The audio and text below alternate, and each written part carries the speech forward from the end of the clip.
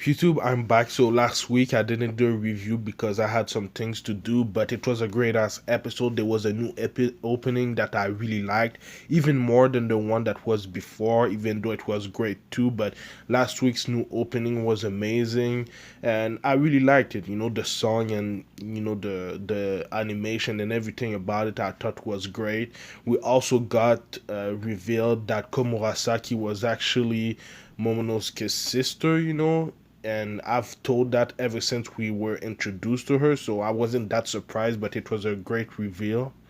But yeah, it was a great episode. This week, though, it was even better, man. We got a lot more information about the Kuzuki clan and what happened that night when Oden and the Kuzuki clan fell, against Orochi and Kaido. And I thought it was pretty interesting, because obviously Momonosuke and Iori's mom had a devil fruit power that could send them into the future. And the reason why she just sent Momonosuke and not with Iori is because they don't want the Kozuki clan line to be extinct, so they had one stay and one leave. So I thought that was pretty interesting.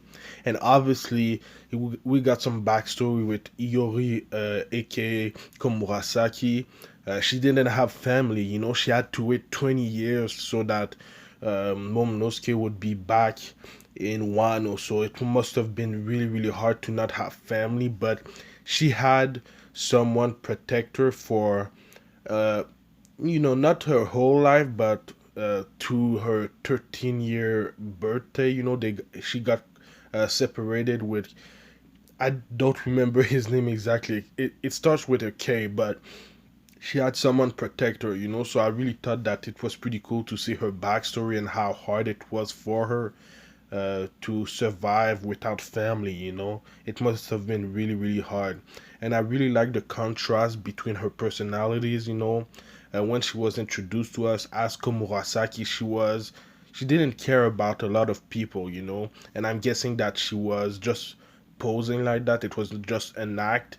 But that Komurasaki, aka Iori, that we know now is pretty different. She's a lot more silly, she's a lot more loving, so that I really like. One of the things that I really liked about this week's episode is that we learn more about the Akazaya 9, and we already know some of them, obviously Kinemon, Kanjuro, Raizo, Okiku, Viper, and the dog. I don't remember exactly, but we all know them. We've been knowing them for a while now, and there's three missing, and two of them we've already kind of met. One of them is Ashura Doji. He was, one of Oden's first enemies that became his friend, so that was pretty cool. We've known about him for a while now in Wano. We also kind of know Kawamatsu. He's actually the one that took care of Iori for a while. And then there's the other guy, Denjiro, that we haven't met yet, I think. But also Kawamatsu is in the prison right now where Luffy is. So it's all getting together, So we've known about Ashura Doji, Kawamatsu, and the only one that we haven't met yet is Denjiro, So they're the three that haven't been with, the other six of the Kazaya 9, So we'll have to see what's gonna happen with that. But I really like how we kind of learn who all of the nine are. There was a scene with Nami and Usopp, it was okay. We saw some of the guys that were in love with Iori, aka Komurasaki, and they left the flower capital to go live in the slums, basically. And I thought that was a pretty funny scene because they were talking how the people gave them refugee and they're still acting like they're bad guys, so they deserve what they got from Komurasaki, basically. Another scene that I kind of liked and I thought was funny is that Zoro is with this little girl and Iori, because it's pretty cold. And one thing that I've been thinking about, I think that Iori is actually going to fall in love with Zoro.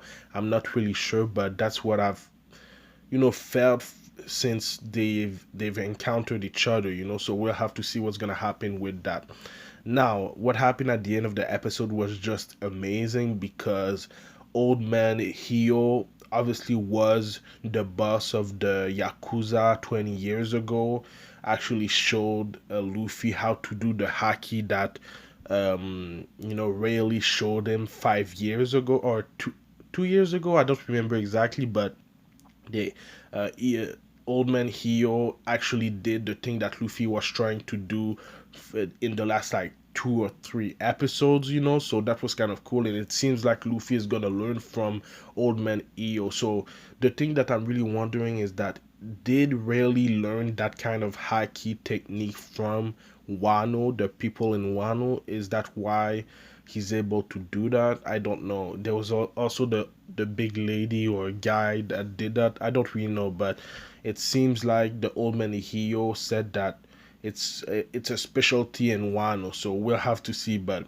I really like that scene. The animation was great, and we'll have to see if Luffy will be able to uh, do this technique to defeat Kaido. Because they don't even have to touch their opponent to fly them back. I don't know how this technique works, but I can't wait to see how it works.